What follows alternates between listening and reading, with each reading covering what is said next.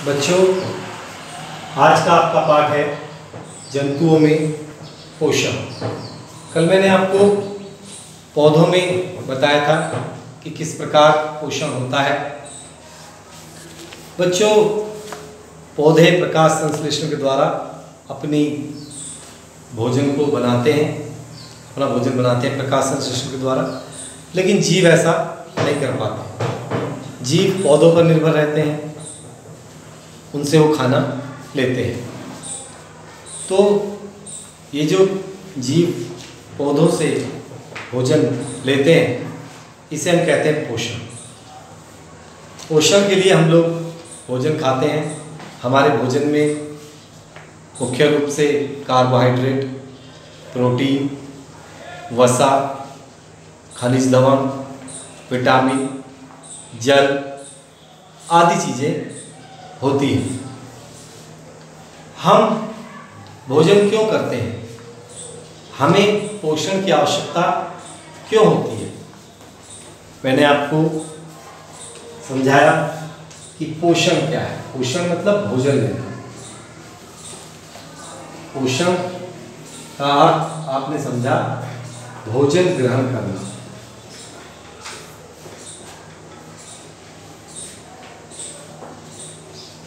और भोजन के माध्यम से हम क्या क्या लेते हैं, ये भी मैंने आपको बताया। इसके बाद जो इम्पोर्टेंट पॉइंट है वो है पोषण की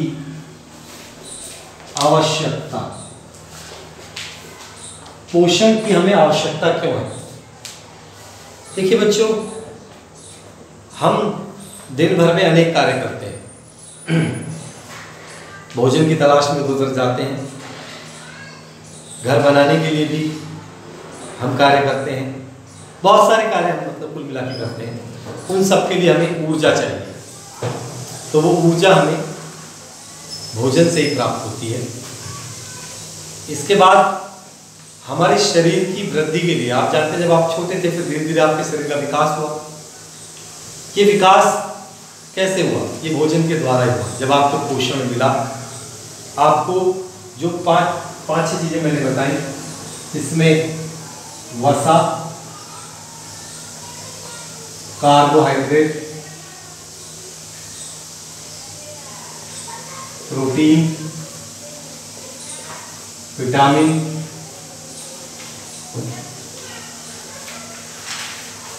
खनिज लवण, जल, ये चीज़ें हमारे पोषण के लिए जरूरी है। तो जब हम छोटे थे तो धीरे धीरे हमारे शरीर का विकास हुआ, तो भोजन से हमने अपने शरीर की वृद्धि की, हमें पोषण मिला तो हमारे शरीर का विकास हो गया। ये चीज़ें हमें उचित मात्रा में मिलनी चाहिए। तो पोषण की आवश्यकता, एक तो ये हमें ऊर्जा देता है, ऊर्जा मिलती है। दूसरा, शरीर की वृद्धि।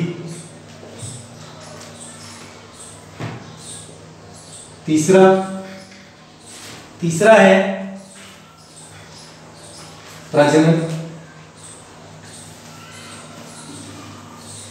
प्रचलन, चलने के लिए, गति करने के लिए, गमन के लिए, इधर उधर आने जाने के लिए।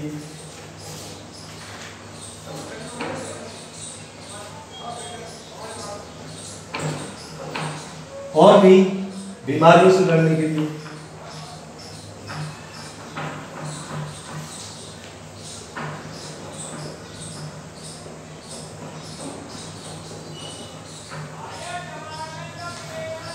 तो हमें अनेकों कार्यों के लिए पोषण की आवश्यकता है। पोषण हम इस प्रकार लेते हैं। अब बच्चों, हम पढ़ते हैं भोजन अंतर ग्रहण करने की विधियां।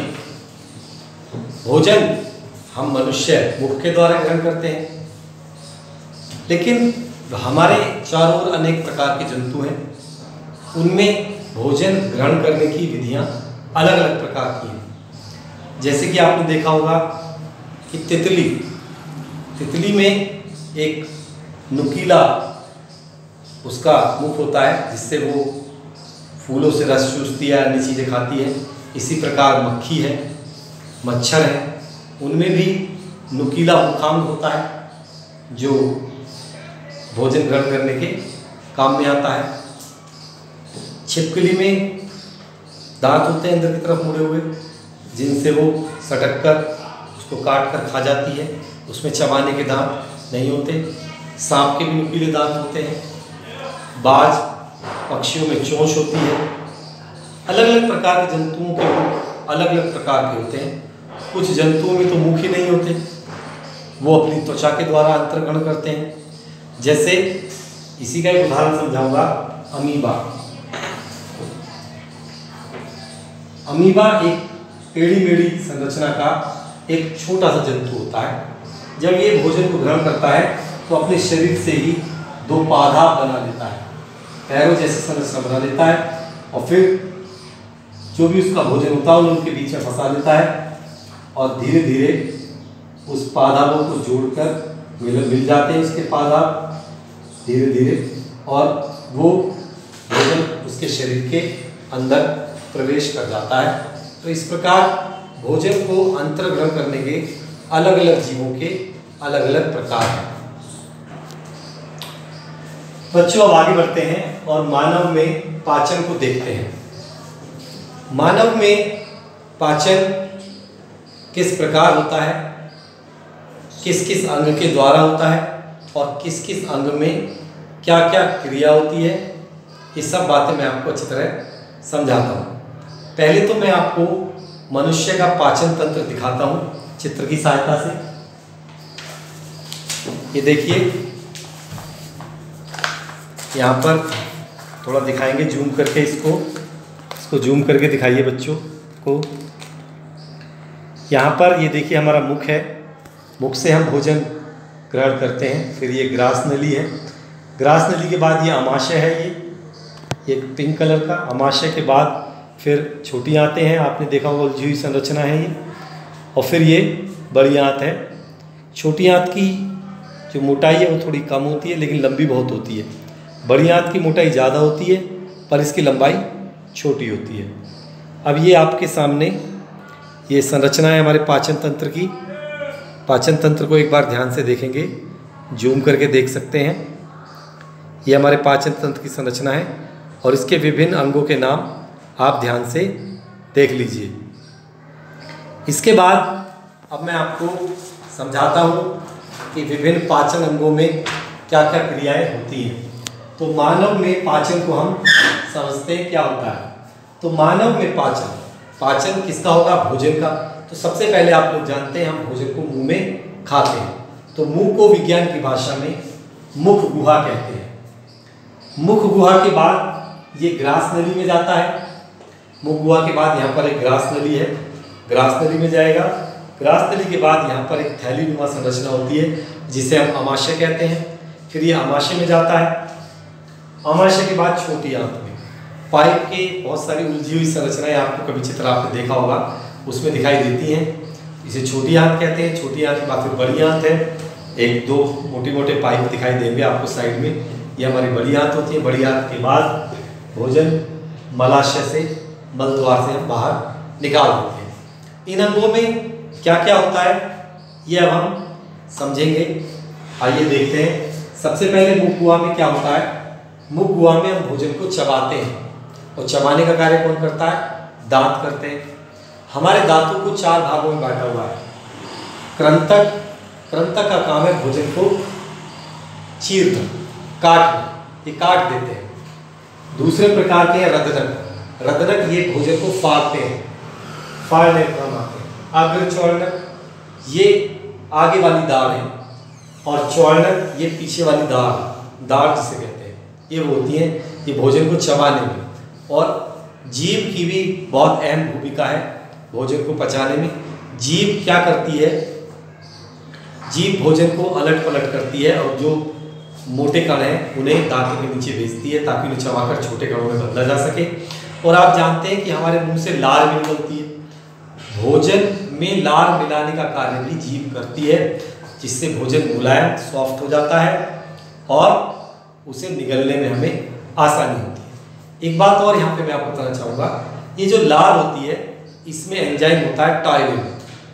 टॉयलिन एंजाइम क्या करता है, ये भोजन में जो कार्बोहाइड्रेट उपस्थित होता है उसे ग्लूकोज में बदलता है। जब आपने देखा होगा कि आप मुंह में अगर ज़्यादा देर तक रोटी को चबाओगे तो वो मीठी लगने लगती है, उसका कारण यही है कि टॉयलिन एंजाइम कार्बोहाइड्रेट को मीठे ग्लूकोज में बदल देता है। तो मुंह के अंदर क्या हुआ, भोजन छोटा हुआ, छोटे छोटे कणों में बदला, उसमें लार को मिलाया और टाइलिन एंजाइम मिला जिसने कार्बोहाइड्रेट को ग्लूकोज में बदल दिया। और ग्लूकोज हमें ऊर्जा देता है, आप जानते हैं हम ग्लूकोज डी पे पीते हैं, उसमें ग्लूकोज ही तो होता है। तो ये ग्लूकोज ही हमारा मुख्य रूप से भोजन है। इसके बाद मुख गुहा से ग्रास नली। ग्रास नली सिर्फ मुंह को आमाशय से जोड़ती है और इसका कोई कार्य नहीं है, इसमें कोई पाचन नहीं होता। तो ग्रास नली से धीरे धीरे लसलसा चिपचिपा भोजन गति करता हुआ आमाशय एक थैलीनुमा संरचना में आ जाता है। आमाशय में 3 चीजें भोजन में और मिलती हैं ग्रंथियों के द्वारा, जठररस, हाइड्रोक्लोरिकम, श्लेष्म। जठररस में बहुत सारे एंजाइम होते हैं, जैसे पेप्सिन है, पेप्सिन प्रोटीन का पाचन करता है। रेनिन है, रेनिन दूध को दही में बदलता है। और हाइड्रोक्लोरिकम का क्या कार्य है, हाइड्रोक्लोरिकम भोजन को और मुलायम बना देता है, अम्ल है, इसमें गलेगी चीजें, और ये भोजन को सड़ने से भी बचाता है हमारे पेट में। और सबसे इम्पोर्टेंट, ये जो हानिकारक जीवाणु हैं उनको भी खत्म कर देता है। अम्ल में जीव, सूक्ष्म जीव जो होते हैं वो मर जाते हैं। तो हाइड्रोक्लोरिकम हमारे लिए बहुत काम का है। लेकिन ये अम्ल है क्या हमारे पेट को नुकसान पहुंचाएगा? नहीं। ये जो श्लेष्म नामक चिपचिपा पदार्थ है, ये हमारे जो आमाशय है उसकी दीवारों से चिपका रहता है, जिसकी वजह से हाइड्रोक्लोरिकम हमें कोई नुकसान नहीं पहुंचाता। तो बच्चों, आपने देखा कि आमाशय में जठररस, हाइड्रोक्लोरिकम और श्लेष्म, इन्होंने क्या कार्य किया, ये भी मैंने आपको बताया। अब धीरे धीरे जो आमाशय से निकलकर, आमाशय में कुछ समय के लिए भोजन रुकता है, 2-3 घंटे रुकता है भोजन, कुछ समय और भी रुकता है। इसके बाद ये सीधा छोटी आंत में पहुंचता है। छोटी आंत में बहुत सारे अंग मिले रहते हैं, जैसे अग्नाशय है, जिसे इंग्लिश में पैनक्रियास कहते हैं। दूसरा है लीवर, जिसे हिंदी में हम कहते हैं पित्ताशय, नहीं यकृत कहते हैं हिंदी में इसे यकृत कहते हैं, इंग्लिश में लीवर कहते हैं। इनसे भी बहुत सारे रस, और एक पित्ताशय भी होता है, छोटा सा एक थैली होती है पित्ताशय, उससे भी बहुत सारी चीज़ें निकलती हैं। वो सारी भोजन में छोटी आंत में मिश्रित होती हैं। छोटी आंत में पित्ताशय से पित्त रस आता है, अग्नाशय से अग्नाशय रस आता है, और यकृत से भी कुछ क्षारीय पदार्थ आते हैं, यकृत से भी रस आता है। वो सब अब भोजन में मिलते हैं। अब पहले भोजन अम्ल मिलने से अम्लीय था, अब भोजन क्षारीय हो जाता है, क्योंकि वसा का पाचन क्षारीय माध्यम में ही होता है। वो ध्यान से समझेंगे, ये आपको बहुत दिनों तक काम आएगा, अगली क्लासों में भी आपको समझना आसान हो जाएगा। तो अब यहाँ पर जब भोजन क्षारीय हो गया तो प्रोटीन और वसा का पाचन यहाँ पर होता है। प्रोटीन और वसा का जब पाचन यहाँ हो जाता है तो अब लगभग भोजन तरल हो जाता है। तरल मतलब द्रव के जैसा हो जाता है। तो हमारी जो छोटी आंत होती है, मैंने कहा बहुत लंबी होती है, लगभग 2 मीटर लंबी होती है। इसमें छोटी छोटी उंगली जैसी संरचना होती है, जिसे हम विलाई कहते हैं। इन संरचनाओं पर छोटे छोटे बाल निकले रहते हैं, जिससे इसका पृष्ठ क्षेत्रफल बढ़ जाता है। और भोजन में उपस्थित जो भी काम की चीज़ें हैं, जैसे आपने सोचा विटामिन है, ग्लूकोज है, वसा है, ये सब विलाई के द्वारा शरीर में अवशोषित होकर कोशिकाओं में पहुंचा दी जाती हैं, ताकि वहाँ इनका काम हो सके। तो भोजन के अवशोषण का कार्य यहीं पर होता है। पाचन भी थोड़ा सा होता है और भोजन का अवशोषण भी होता है।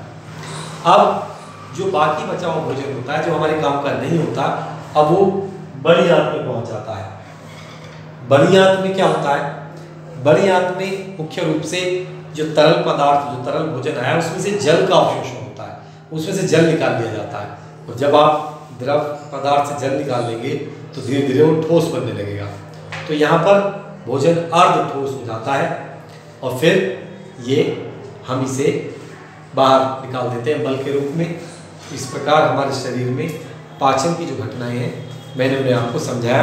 एक बार फिर रिवाइज कराना चाहूँगा कि सबसे पहले हम मुंह बुआ से भोजन को लेते हैं, वहाँ पर चबाते हैं, लार मिलाते हैं जिससे भोजन चिकना और मसमसा हो जाता है, उसमें टॉयलिन एंजाइम मिल जाता है जो कार्बोहाइड्रेट को ग्लूकोज में बदल देता है। इसके बाद ग्रास नली या इसे ग्रसनी भी कहते हैं, इसके द्वारा भोजन अमाशय में पहुँच जाता है। अमाशय में जठर रस, हाइड्रोक्लोरिक अम्ल और श्लेष्म ये 3 पदार्थ मिलते हैं। जठर रस में पैप्सिन प्रोटीन का पाचन करता है, रेनिन दूध को दही में बदल देता है, हाइड्रोक्लोरिक अम्ल के कार्य मैंने बताए थे, ये कीटाणुओं को मारता है, भोजन को मुलायम कर देता है और भोजन को सड़ने से बचाता है। श्लेष्म ये हाइड्रोक्लोरिक अम्ल से अमाशय की जो भित्ति है, जो दीवार है, उसको बचाता है। छोटी आंत में जब अमाशय में रुककर काफ़ी समय रुककर भोजन छोटी आंत में आता है तो वहाँ पर पित्ताशय से पित्तरस आता है, जिसे गैल ब्लैडर कहते हैं इंग्लिश में। गैल ब्लैडर से पित्तरस निकलता है और ये हमारे भोजन को पचाने में हमारी मदद करता है। कुछ लोगों के पित्ताशय में स्टोन हो जाता है, यानी पथरी हो जाती है, उसे काट कर निकालना पड़ता है। तो ऐसे लोगों को भोजन को पचाने में बड़ी दिक्कत होती है क्योंकि पित्ताशय बेचारे गैल ब्लैडर निकल जाता है। तो उन्हें क्योंकि ये वसा के भोजन को पचाने में हमारी मदद करता है, तो ऐसे लोगों को वसा वाला भोजन, चर्बी वाला भोजन, चिकनाई आदि नहीं खानी चाहिए। तो फिर छोटी आंत में पित्ताशय से पित्तरस, अग्नाशय से अग्नाशयी रस आ जाता है जो हमारे भोजन को पचाने में मदद करता है। यहाँ प्रोटीन और वसा का मुख्य रूप से पाचन होता है। अब भोजन तरल हो जाता है और फिर जब आगे बढ़ता है तो छोटी आंत में उंगली जैसी संरचनाएं होती हैं जिन पर अनेक बाल होते हैं जो उसके पृष्ठ क्षेत्रफल को बढ़ाते हैं, इन्हें विलाई कहते हैं। विलाई तरल भोजन से अनेक जो उपयोगी पदार्थ हैं मैंने बताया, कार्बोहाइड्रेट, विटामिन, प्रोटीन, उन सबको अवशोषित या जो सरल पदार्थ बन गए उनको अवशोषित कर लेता है। इसके बाद बड़ी आंत में भोजन पहुंचता है, तरल भोजन से पानी बड़ी आंत में अवशोषित हो जाता है, फिर ये अर्ध ठोस हो जाता है और इसे हम मल के रूप में बाहर निकाल देते हैं। बच्चों, जो मैंने आज आपको पढ़ाया है बहुत इंपॉर्टेंट है, बड़ी कक्षाओं में भी आपके काम आएगा, इसको अच्छे से पढ़ें। ये समय है, बहुत समय आपके पास आज, क्योंकि लॉकडाउन चल रहा है, तो आप इस समय का सदुपयोग करें, अच्छे से पढ़ाई करें, मेरे वीडियो को कई बार देखें और पढ़ाई की इम्पोर्टेंस के लिए आप ये सोचें कि हमें करना क्या है, हमें अपने जीवन में बनना क्या है। अगर आप ये सोच लोगे, अपना लक्ष्य निर्धारित कर लोगे कि हमें जीवन में बनना क्या है, हमें डॉक्टर बनना है, इंजीनियर बनना है, और उसको लिख ले, कहीं जहाँ आप बैठ के पढ़ते हैं वहाँ लिख देंगे मुझे डॉक्टर बनना है, तो आपको पढ़ाई में अपने आप ही मन लगने लगेगा। जब हमारा लक्ष्य हमें दिखेगा रोज कि मुझे ये बनना है, तो आप उसके लिए मेहनत करोगे। हम पढ़ाई में हमारा मन इसलिए लगता है क्योंकि हमें हमारा लक्ष्य निर्धारित नहीं है। तो आज मैं आपसे एक काम दे रहा हूँ इस क्लास के बच्चों को कि आप मुझे बताइए आप क्या क्या बनना चाहते हैं, है ना। फिर जब आप वो बनना चाहोगे तो मैं उसके लिए आपको बताऊंगा कितनी मेहनत की ज़रूरत होती है, और उस लक्ष्य को अपने दिमाग में हमेशा रखिए, उसे कभी भूलिए मत, और अपने कीमती समय सबसे कीमती है, इसे बर्बाद मत करिए बच्चों, और अपनी पढ़ाई में इसे लगाइए। आज के लिए इतना ही है, धन्यवाद।